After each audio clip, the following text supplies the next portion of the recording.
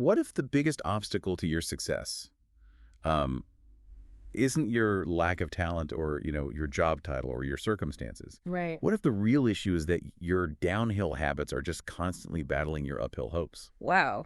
Yeah, that's a really striking way to frame the whole problem, isn't it? I think so, yeah.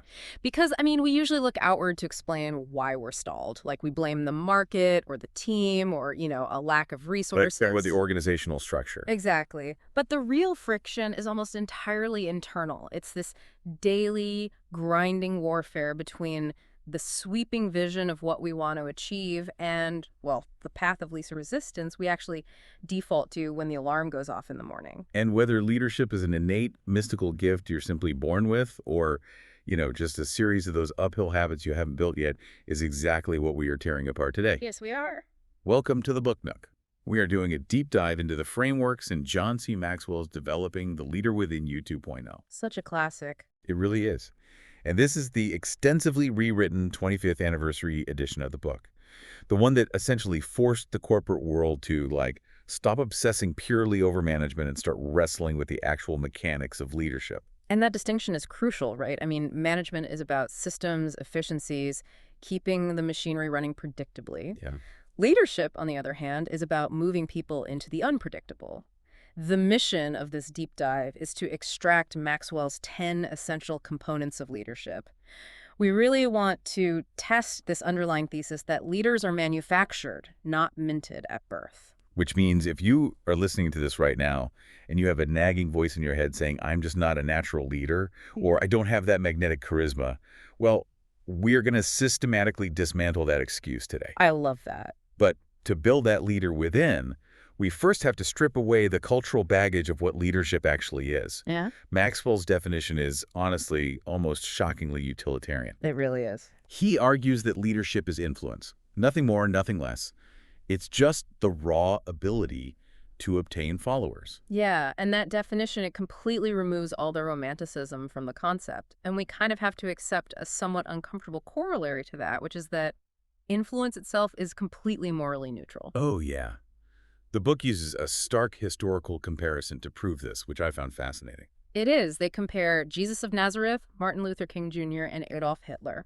Which is jarring to read, honestly. Very jarring. I mean, they are diametrically opposed figures in absolutely every conceivable moral, ethical, and spiritual dimension. Yet, under this strictly mechanical definition, all three were highly effective leaders because they all possessed massive influence. They obtain followers. Exactly. The mechanism itself is neutral. It's the character of the leader wielding that mechanism that dictates whether the outcome is elevation or catastrophe. And I feel like that neutrality is exactly what makes the whole born leader myth so dangerous, right? Well, if we assume leadership is just a personality trait, we stop analyzing how influence is actually generated. We just assume some people have it and some don't. Ah, right.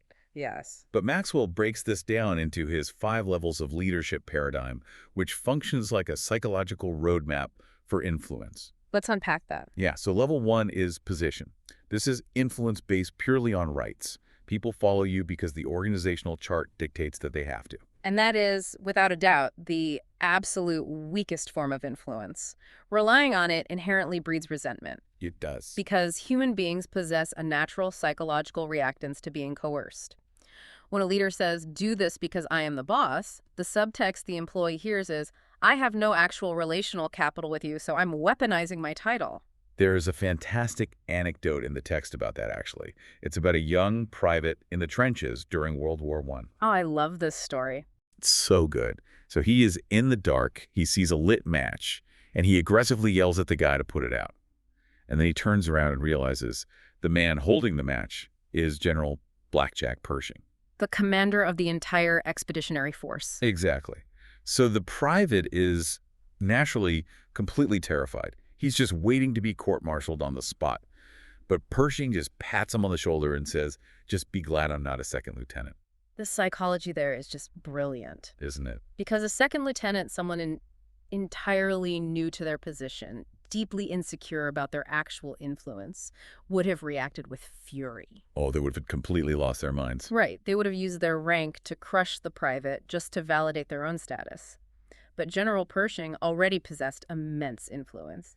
He didn't need to artificially inflate it by leveraging his positional rights over a minor infraction. That makes me think of an analogy. Positional leadership is kind of like being handed the keys to a car with an entirely empty gas tank. Okay, I like where this is going. Like, you are technically sitting in the driver's seat.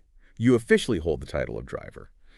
But you aren't going anywhere unless you can convince the people outside the car to get behind the bumper and start pushing. That is spot on. The title gives you the seat, but it provides zero momentum. Zero. To generate that actual momentum, you have to transition to level 2, which is permission. This shifts the foundation from rights to relationships. People follow you because they want to. You have established a connection that, transcends the transactional nature of the paycheck. Which requires a massive shift in behavior. I mean, think about Henry Ford during the rapid expansion of Ford Motor Company. Oh, man. The ultimate level 1 guy. He really was. Yeah. He fundamentally viewed his laborers as just biological extensions of his assembly line machinery. He even implemented a sociological department to literally police their outside lives, their habits, their homes. It's wild to think about that happening today. It really is. And famously, he told customers they could have the Model T in any color as long as it's black. That is the absolute zenith of positional control. It is entirely devoid of the relational capital required for permission. And we know how that ended. That rigid reliance on position eventually cost Ford massive market share when competitors, like GM, started actually listening to what the market and their people wanted. Yep. Permission creates psychological safety, but as Maxwell points out, a great relationship isn't enough to sustain an enterprise indefinitely. Right, because you can have a team that absolutely loves you, but if the company goes bankrupt, the affection is basically meaningless. Exactly. And that necessitates level 3, which is production. Results. Yeah. People follow you because of what you have actually done for the organization. There's a hilarious story in the book about Gooch. Oh, Gooch, the salesman. Yeah, he's this traveling salesman who sent a letter back to the home office, and the spelling is just atrocious. He writes something like, "I've been on the road and just sold a huge amount of goods." I've been on the road. Right.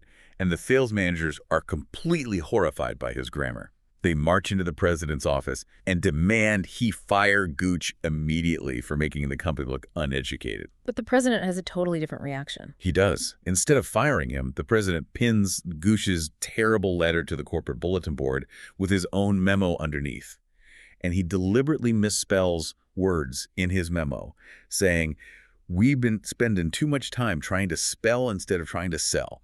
I want everybody should read these letters from Gooch and go out and do like he done." It is just the ultimate vindication of level 3. Production acts as a universal solvent for minor flaws. It really does. When a leader can produce, and more importantly, can help the team produce tangible results, the level of influence just skyrockets. You aren't just a nice person anymore. You are catalyst for actual success. But the ceiling of your influence is limited if you just stop at your own production. Absolutely. And that leads to level 4, people development. This is the shift from addition to multiplication. Okay, what does that mean practically? It means the metric changes from what can I achieve to who am I reproducing? The text argues forcefully that success without a successor is ultimately failure. Like, if your department completely collapses the day you take a vacation, you haven't built a team. You've built a dependency. Oof. It's a tough pill to swallow for a lot of managers. It is. But building that independence in your followers is what eventually elevates a leader to level 5. Pinnacle. This is influence based on profound respect that transcends the organization itself. It's built over a lifetime of developing other leaders. Okay, but let's pause here for a second, because we've established that influence is the currency of leadership, right? Right. You earn it through relationships, production, and reproduction. But a currency is only as valuable as the asset backing it. In this framework, what prevents the currency of influence from hyperinflating and becoming completely worthless? That is the million-dollar question. And the answer is character. Character is the gold standard backing the fiat currency of influence. I love that phrasing. You can utilize high-level influence tactics. You can even drive massive production. But if the followers discover the core character of the leader is rotten, the influence evaporates instantly. It's gone. And to illustrate how character degrades, Maxwell cites a really fascinating address Pope Francis gave to church leaders. He diagnosed what he called the 15 diseases of leadership. That list is a brutal mirror for anyone in management. It moves way beyond standard ethical failures like embezzlement or whatever. Right. It's deeply psychological. He Uh, talks about mental petrification, this organizational hardening of the arteries where leaders lose their internal empathy and just become these rigid administrators of rules. yeah, and he also diagnoses existential schizophrenia, which is just a brilliant term. This is such a good term. It describes the cognitive dissonance of living a double life. It is the leader who, preaches transparency and teamwork in the boardroom, but then operates with cutthroat, secretive paranoia behind closed doors. And the thing is, the followers always see the schizophrenia, even if the leader thinks they are hiding it perfectly. My personal favorite on that list, though, is leadership Alzheimer's. Oh, that one hits hard. It does. It's the phenomenon where a leader reaches a certain level of success and completely forgets the mentors, the lucky breaks, and the frontline workers who actually nurtured them to get there. They reconstruct their own history into this myth of the self-made genius. And succumbing to any of those diseases destroys the foundational element of character, which is trust. Trust, exactly. And Stephen M. R. Covey provides a stark economic model for why trust is not just a soft HR metric, it is a hard operational cost. He uses the 9/11 airport security paradigm. The economics of the trust tax, I found this so compelling. Prior to 9/11, public trust in aviation security was generally pretty high, and the result, high speed and low cost. You could show up to the airport 30 minutes before your flight, walk your family right to the gate, and board. The friction was minimal. Exactly. But after 9/11, trust in the system plummeted to near zero. And the immediate operational result of low trust is that speed plummets and costs absolutely skyrocket. Right, you had to arrive 3 hours early. The government had to spend billions creating the TSA, buying massive scanners, implementing rigorous protocols. Every single interaction became slower and vastly more expensive. So if we map that onto a corporate team, a low-trust environment requires infinite bureaucracy.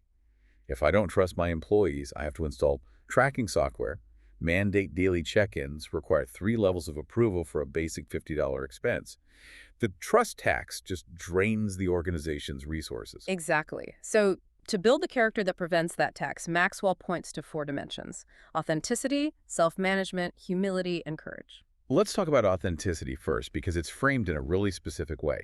It's described as living between the lines of success and failure. Right, meaning you refuse to completely identify with either extreme. You understand that you are never quite as brilliant as your greatest success, and you are never quite as worthless as your most public failure. Which feeds directly into humility. The text describes humility as saying a radical yes to the human condition. I love that. It's the public admission that you are flawed, that your knowledge is incomplete, and that you actually require the intellect of the people around you to succeed. This touches on a really profound philosophical concept Maxwell pulls from the writer David Brooks. It's about being bigger on the inside than the outside. Oh, the Adam I had and Adam the second concept. Yes, Brooks divides the human drive into 2 avatars. Adam I represents our resume virtues. It is the ambition to build, to conquer, to create status, wealth, and external success. It operates on straight economic logic. Input leads to output. But Adam the second represents our eulogy virtues. It is the internal, character-driven self, our moral core. And the moral logic of Adam II operates inversely to the economic logic of Adam I. How so? Well, Brooks points out that outsized external success for Adam IN can actually trigger the greatest internal failure for Adam II, which is the development of blinding pride. Ah, right. And conversely, external failure like the collapse of a project or the loss of a job can actually forge the greatest triumph for Adam II. It cultivates deep humility and resilience. Exactly. Moral authority is generated entirely by Adam II. And it is that moral authority that commands enduring trust from a team. But let me challenge the mechanics of building this trust in the real world for a second. Okay, go for it. Maxwell argues that trust is a risk game, right? And he places the burden entirely on the leader to ante up first. Right. But if the leader takes over a team that has been battered by previous toxic management, they are inherently cynical. They are expecting betrayal. Is it actually viable for a leader to constantly hemorrhage vulnerability, risking their own psychological safety to prove their trustworthiness, while the followers risk absolutely nothing and just sit back and judge? I mean, it is a very demanding asymmetry. But the framework insists is the only viable path. Because if you view leadership through the lens of strict fairness, like, I will only extend trust when they extend it first, you will end up in a permanent standoff with a cynical team. Neither side will lower their weapons. Exactly. The leader assumes the burden of the ante because the leader holds the positional power. So the vulnerability is just the necessary price of dismantling their defense mechanisms. Yeah, that's it. The followers are cynical because their trust was previously exploited. For the new leader to demand trust without providing a deposit of undeniable character first is really just another form of positional coercion. Right, right. By consistently anting up, by admitting a mistake publicly or advocating for the team when they fail, or just operating with total transparency, the leader absorbs the relational risk. It isn't fair, but leadership isn't about equity of risk. It is about initiating momentum. That really reframes the burden. You aren't being taken advantage of. You are actively purchasing influence through character deposits. That's a great way to put it. But once your character is grounded and your trust is established, the internal war shifts fronts. The deep dive moves from character to the mechanics of execution, priorities, and self-discipline. And the foundational truth here is an aggressive reality check. You cannot manage time. Time is completely inflexible.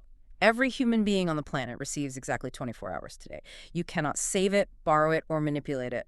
Therefore, time management is a total myth. Yep. You can only manage your priorities within that fixed constraint. And if you don't aggressively manage those priorities, the environment will impose its priorities on you, usually with pretty disastrous results. Oh, yeah. There's a terrifying historical case study in the sources about the danger of letting small demands hijack your focus. It's about Eastern Airlines Flight 401. Such a tragic story. In 1971, this flight was on final approach to Miami.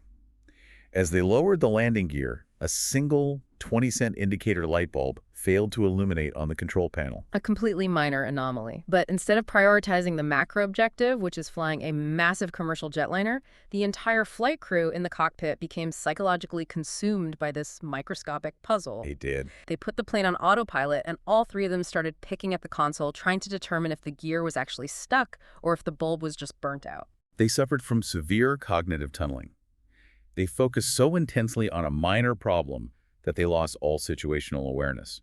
And while they were obsessing over the bulb, someone accidentally bumped the control yoke. Oh, wow. Yeah. And it silently disengaged the altitude hold. And because their priorities were entirely inverted, literally no one noticed the altimeter winding down. The plane slowly flew right into the Everglades, killing over 100 people. It is a devastating metaphor for leadership failure. They didn't crash because they lacked flying skills. They crashed because an urgent but low-impact problem captured 100% of their attention, causing them to completely neglect their primary responsibility. So the defense against that kind of cognitive tunneling is systematic prioritization. And Maxwell relies on a slightly counterintuitive application of the Pareto principle, the 80-20 rule. We all know the math, right? 20% of your activities yield 80% of your results. But he applies this ruthlessly to personnel. He argues leaders must invest 80% of their time in their top 20% performers. Which violates the natural instinct of almost every single manager. Totally. The default managerial instinct is to spend 80% of your time trying to salvage your bottom 20%. You know, Right. the strugglers, the low performers, the squeaky wheels. Because it feels like the moral thing to do, doesn't it? Yeah. You want to help the people who are failing. Ah. It feels elitist to ignore them and focus on the rock stars who don't even seem to need your help. It absolutely feels that way, but it is mathematically and organizationally destructive. If you pour all your energy into a bottom-tier performer, the absolute best outcome is that you elevate them to mediocrity. Right. But if you invest that same intense coaching, resource allocation, and mentorship into a top 20% performer, you act as a multiplier. They don't just improve linearly. They innovate. They drive massive revenue. They create new systems that elevate the entire company. You are maximizing the return on your leadership capital. But how does a leader determine what actually belongs in their own top 20% of priorities? Maxwell provides a really useful filtering mechanism for this. The 3 R's. Requirement, return, and reward. Yes. So first, requirement. What must I do that literally no one else in this organization can do? What is uniquely tied to my role? If someone else can do it 80% as well as you, he says to delegate it immediately. Second is return. What am I uniquely gifted at? Where does my specific talent yield the highest measurable outcome for the team? And finally, reward. What do I absolutely love doing? What actually gives me energy rather than draining it? The intersection of those 3 R's is your highest priority zone. But here's the catch. Uh-oh. Even if you ruthlessly filter your tasks and you delegate to the bottom 80% and focus on your top 20%, The system will still break if you don't design for margin. Margin. It's arguably the most neglected discipline in modern leadership. Maxwell defines it as intentionally leaving 20% of your calendar completely blank. It is white space reserved for thinking, reflecting, and absorbing the shock of the unpredictable. Prioritizing your schedule perfectly, but filling it to 100% capacity is like packing a suitcase absolutely to the brim. Oh, I've done this. We all have. You carefully fold everything, you use packing cubes, it is hyper efficient, but then you have to literally sit on the suitcase to force the zipper shut. The system is under maximum tension. Right. The moment you arrive at the airport and realize you need to shove a thick winter coat in there, it's a sudden, unexpected crisis. The zipper violently bursts and your carefully organized system spills all over the floor. That is the perfect visualization of why efficiency without margin is so brittle. Margin is the shock absorber.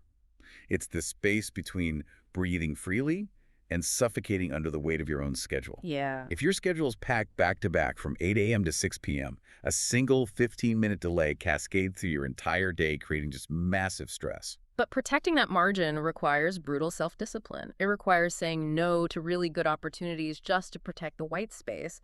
And that brings us back to the friction we opened the show with. As Maxwell says, everything worthwhile is uphill. Yeah, we have these lofty uphill hopes. We want to be disciplined. We want to maintain margin.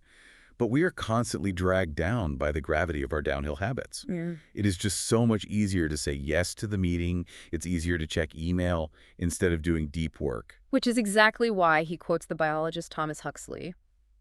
Do what you should do, when you should do it, whether you feel like it or not.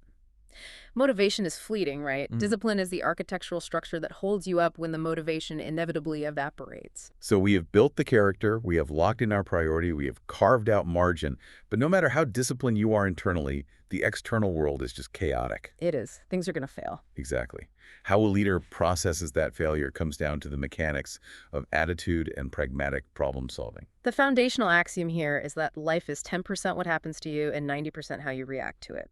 A leader must cultivate a whatever it takes mindset. But more importantly, they must reframe the concept of failure entirely through the cycle of growth. Test, fail, learn, improve, re-enter. Yes. A mistake is simply another way of doing things, provided you actually extract the data from it. Pragmatism in leadership means viewing what everyone else calls a roadblock as raw data. Problems aren't just obstacles, they introduce us to ourselves. They reveal the stress fractures in our system and our own psychological blind spots. But there is a very specific pathology leaders develop when they are terrified of this failure cycle.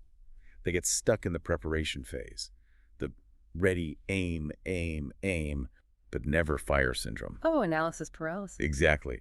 They demand perfect data, perfect market conditions, perfect team alignment before they will execute a decision. Which is an absolute illusion. Perfect data doesn't exist. Leaders have to cultivate a bias for action. You execute with 70% of the information and adjust on the fly. And when you do act, you shouldn't act like an omniscient monarch. Right.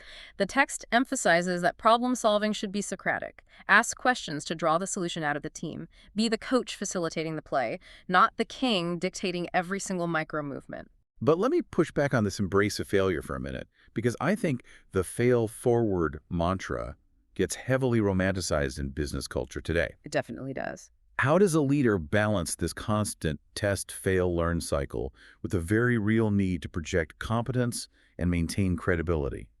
In a highly competitive, high-stakes environment, if a leader is constantly failing and saying, wow, what a great learning opportunity, at what point does the team just lose faith in their basic competence to steer the ship?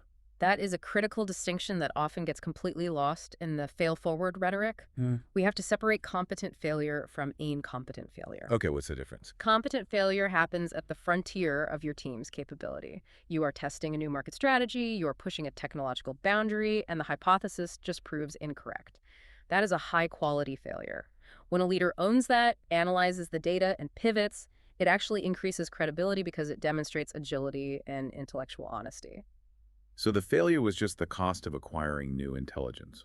Exactly. Incompetent failure, on the other hand, happens in the center of your capability. It is failing because you ignored your established priorities, or you lacked basic self-discipline, you didn't leave margin and missed a deadline, or worst of all, you compromised your character. Oh, yeah. That's bad. That type of failure destroys credibility instantly. The team will absolutely follow a leader through the turbulence of competent failure, but they will mutiny if the failure is born of pure negligence. That makes total sense. Mhm. The intent and the location of the failure dictate its value. So assumed leader successfully navigates the problem and identifies the solution. Inevitably, implementing that solution requires making changes to the status quo, and this is where a leader's influence is tested at its absolute limit. Because human beings are deeply fundamentally wired to seek homeostasis. Change threatens that stability. But the text makes a very nuanced point here. People do not naturally resist change itself. They resist being changed. That is a massive distinction. It is. If people hated change, no one would ever get married, have children, take a promotion, or move to a new city. People embrace change when they initiate it, when they understand the why, and when they feel they have agency in the process. They resist violently when change is imposed upon them from above, like a mandate, making them feel completely powerless. And managers often confuse cosmetic change with critical change, which only frustrates the team further. The sources include a brilliant little anecdote involving a Peanuts comic strip. I love Charlie Brown. Me too. So Charlie Brown is talking to Linus, and he says, "My whole life I've put my left shoe on first, but for the past week I decided to put my right shoe on first." Linus asks him what happened, and Charlie Brown looks depressed and says, "Hasn't changed my life a bit." It perfectly captures the illusion of cosmetic change. Leaders love to reorganize the seating chart, rebrand the mission statement, or introduce a new software tool and expect a total revolution in culture. Cosmetic change alters the exterior but ignores the core. Critical change requires altering the actual beliefs, behaviors, and incentive structures of the organization. But even if you design a brilliant critical change, like a strategy that will definitively save the company, it will completely fail if you ignore the mathematical formula for change Maxwell provides. E equals Q times A. Effectiveness equals quality multiplied by acceptance. This formula is the graveyard of so many brilliant executive strategies. It really is. You can spend millions of dollars with consultants designing a strategy with a quality score of 10. It is flawlessly logical. But if the team's acceptance of that strategy is 0, your effectiveness is 0. 10 times 0 is always 0. It is exactly like developing a revolutionary new app. You can hire the best developers, write the most elegant, bug-free code, utilize cutting-edge AI. That is the quality. It's a 10. Right. But if the user interface makes people feel stupid, if the marketing doesn't explain why they need it and no one actually downloads it, well, that is the acceptance. The app fails completely. The underlying brilliance of the code is entirely irrelevant if the psychological safety and desire to adopt it aren't there. And how do you secure that acceptance? It brings us right back to the beginning of our deep dive. Acceptance is built on trust, and trust is built on character. If you want to know the temperature of your organization's readiness for change, put a thermometer in the leader's mouth. I love that image. People buy into the leader first, and then they buy into the leader's vision. If they don't trust the leader, they will actively sabotage the vision, no matter how high the quality is. So if acceptance relies on trust, and trust relies on character, what is the ultimate undeniable proof of character to a team? How does a leader permanently prove they are worthy of being followed into the unknown? The text points to a higher calling, which is servanthood and vision. It is a complete inversion of the traditional corporate hierarchy. The positional mindset asks, how can these people serve my goals? The leadership mindset adopts Zig Ziglar's famous philosophy. If you help people get what they want, they will help you get what you want. True servant leadership isn't passive, though. It isn't just sitting in an office saying, "My door is always open if you need anything." No, not at all. Because employees know that walking through that door to admit a weakness is a huge risk. True servant leaders cross the threshold. They walk out of their open doors to observe and discover what their people need before the people are forced to ask. They remove obstacles proactively. But that servanthood must be directed. Serving people just to make them comfortable is a recipe for stagnation. You have to serve them while guiding them toward a horizon. Vision is the indispensable quality of leadership. Without vision, the daily grind of tasks has no significance. Vision takes the meaningless details and weaves them into a narrative of consequence. Maxwell says a leader must see more and before everyone else. They have to see the broader context, and they have to see the future implications before the team does. And vision isn't just some mystical premonition. It is cultivated intentionally. The text references Jim Collins's concept of who luck. Who luck? Yeah. The people you surround yourself with act as the lenses through which you see the world. If you want to see further, you have to spend time with people who stretch your thinking. Maxwell shares a story of being a young, unknown pastor in 1971. He literally cold called the 10 largest, most successful churches in America and begged for 30 minutes of their leaders' time, offering to pay them just to let him ask questions. He intentionally manufactured his own hulak to expand his mental horizon. But here's where it gets really complicated, because there's an inherent paradox here. We are demanding two mutually exclusive physical postures from a leader. Okay, how so?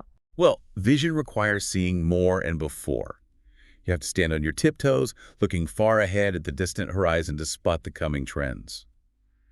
But servanthood requires looking right down at the dirt, at the immediate daily granular needs of the people standing right next to you. Ah, I see. How does a leader stare at the distant horizon and stare at the ground at the exact same time without tripping over their own feet and crashing? It is the defining tightrope walk of high-level leadership. If you over-index on vision and only look at the horizon, you become a detached theoretical visionary. You are shouting about the glorious future while your team is bleeding out in the present. They feel completely abandoned. Right. Conversely, if you only look at the ground and over-index on empathy, you become a highly nurturing caretaker whose team is perfectly comfortable but heading straight for a cliff because no one is watching the road. So what is the synthesis? How do you do both? The synthesis is relentless, contextual communication. The leader looks at the horizon, plots the coordinates of the destination, and internalizes the map. Then, they look down at the team and ask, given the exact terrain we are standing on today, what tools, resources, and emotional support do you need to take one single step toward that coordinate? The vision dictates the absolute direction.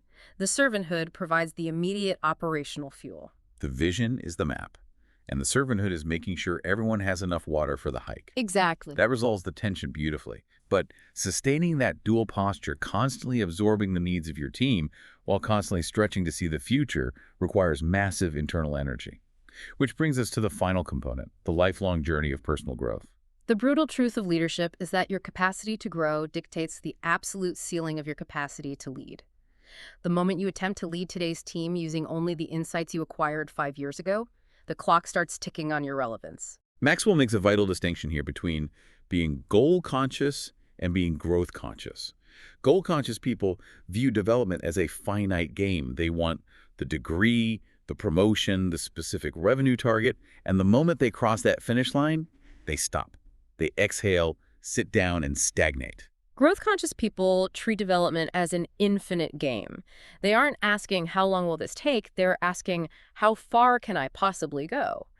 There's an incredibly poignant anecdote in the text about Pablo Casals, one of the greatest cellists in history. Oh, this is a great story. At age 81, he was still practicing his instrument for hours every single day. Someone asked him why, given that he was already a master, he still subjected himself to that grueling discipline. His response was simply, because I think I am making progress. That is the ultimate manifestation of the law of the rubber band. The rubber band, yes. Think about the physical properties of a rubber band. It is completely useless when it is resting in a drawer in its relaxed, slack state. It only has utility. It only holds things together when it is under tension, when it is stretched beyond its resting shape. Growth permanently ceases the moment you eliminate the tension between where you are currently and where you have the potential to be. You have to actively seek out environments, challenges, and luck that stretch you. And when you feel that tension, you must act on it immediately because of the law of diminishing intent. Right. The longer you wait to execute an idea or start a habit you know you should do, the closer the mathematical probability drops to zero that you will ever actually do it. Okay, I have to challenge this concept of perpetual tension, though. Maxwell says the comfort zone is a trap, and we must constantly stretch ourselves like a rubber band. But let's look at the physics of a rubber band. If you take a rubber band, stretch it to its absolute limit, and leave it stretched out indefinitely, the rubber degrades. The molecular structure breaks down, it loses its elasticity, and eventually, under the slightest pressure, it violently snaps. Isn't there a point where a leader must consolidate their gains, remove the tension, and just rest? If we are constantly growth-focused, aren't we just designing a blueprint for psychological burnout? That is a phenomenal observation, and it brings us full circle to the necessity of margin. The philosophy of the rubber band is not an endorsement of hustle culture. It is not advocating for 100-hour work weeks or perpetually operating at the brink of exhaustion. That is exactly what causes the molecular breakdown you described. So how do you stretch without snapping? By understanding that true growth requires cycles of contraction, the tension Maxwell is advocating for is intellectual and moral tension, the discomfort of abandoning an outdated belief, or the vulnerability of attempting a new skill where you might fail. You stretch into that discomfort, but then you retreat into your margin. It's that 20% white space we discussed earlier. Exactly. You retreat there to recover, process the failure, and regain your elasticity. Rest is not the opposite of growth. Deep, intentional rest is the biological and psychological mechanism that makes the next stretch possible. Without the margin, the rubber band snaps. With the margin, the rubber band's capacity actually expands. So the rhythm is stretch, rest, expand, stretch, rest, expand. That's exactly it. Let's synthesize all of this and ask the most important question for you, the listener. So what? Why does dissecting these 10 components matter to your life right now? This deep dive is essential because it fundamentally democratizes leadership. What Maxwell proves, piece by piece, is that leadership is not a mystical aura. It is not genetic. It is a highly specific, actionable toolkit of learnable skills. Whether you were preparing to step into your very first management role, launching a massive entrepreneurial venture, or simply trying to lead your own life and your own family with more intention, these mechanics govern your success. You do not need to wait for a title to start generating influence. You can start building character deposits, prioritizing your time, and serving the people around you today. And we want to leave you with one final provocative thought to mull over, building directly on the core theme we've explored. Maxwell tells us that everything worthwhile is uphill. In our daily lives, when we experience the friction, the exhaustion, and the resistance of that uphill climb, we almost always interpret it as a negative signal. We think the friction means we are doing something wrong, or that we lack the natural talent, or that the universe is telling us to stop. But what if that friction isn't an obstacle preventing your leadership? What if the friction is the very gym where your leadership muscles are constructed? Stop praying for a frictionless downhill path and start actively training for the climb. A profound paradigm shift to carry forward. Thank you so much for joining us for this deep dive. If you are committed to training for that climb and want to keep expanding your vision, make sure to subscribe to the Book Nook. We are dedicated to unpacking the most transformative literature out there so you never stop making progress. And we want to hear from you. Drop a comment below and tell us which book you'd like us to explore next. We read every single one.